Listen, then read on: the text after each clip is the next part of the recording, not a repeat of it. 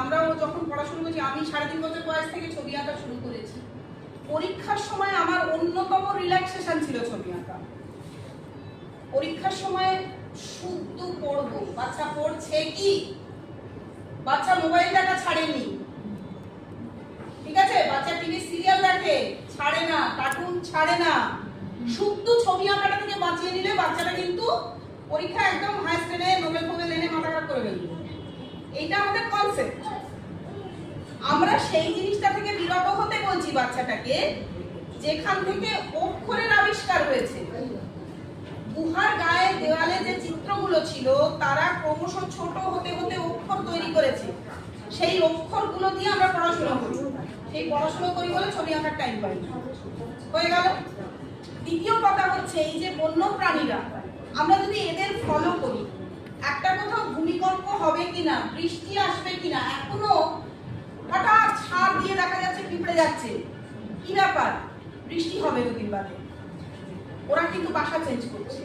আমরা বুঝতে পারি আবহাওয়া দপ্তর, আমরা বুঝতে কি করে পারি আবহাওয়া দপ্তর বলেছে কাল বৃষ্টি হবে, অর্থাৎ ছাতা না নিয়ে বেরোলেও হবে, বৃষ্টি অবশ্যই হবে না, এইরকম বুঝতে পারি আমরা মেশিন টেশিন লাগিয়ে। ওদের মেশিন লাগে না।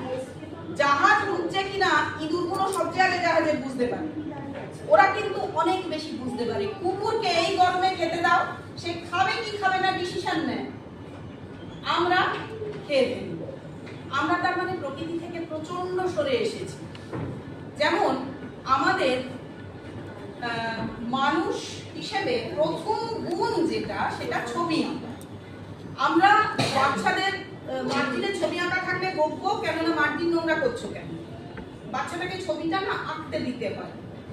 আমরা খাতার পাশ নোংরা, হ্যাঁ আমাদের যেটা ছিল যে খাতাটা স্কুলে যেত সেটার পাশে আঁকি না, রাফে প্রচুর আঁকতাম। বাড়ির দেওয়াল কোথাও ফাঁকা ছিল না, চক পেন্সিল হেন তেন হাবি জাবি যা পাবো মেঝেতে ছোট উঠুনি বাচ্চা বকুনি খেয়েছে, দেয়ালে এঁকেছে, অথচ সেইগুলোই রয়ে যাবে।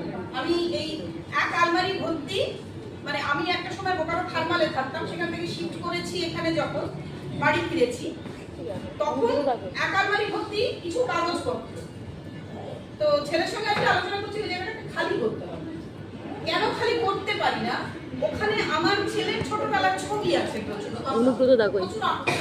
সেই ছবিগুলো আছে, তাই সেই খাতাগুলো আমি ফেলতে পারি, ওগুলো ফেলা যায় না। দেয়ালে যতগুলো ছবি আছে সেই দেয়ালে রং হয়, ওইটুকুকে বাদ দিই, এখন ওখানে ও এক্সপ্রেস করেছে কিছু, এই সম্মানটুকু ছবি আঁকাকে দেওয়া। আরেকটা জিনিস হচ্ছে যে ছবি আঁকায় আমরা যেমন অনেকের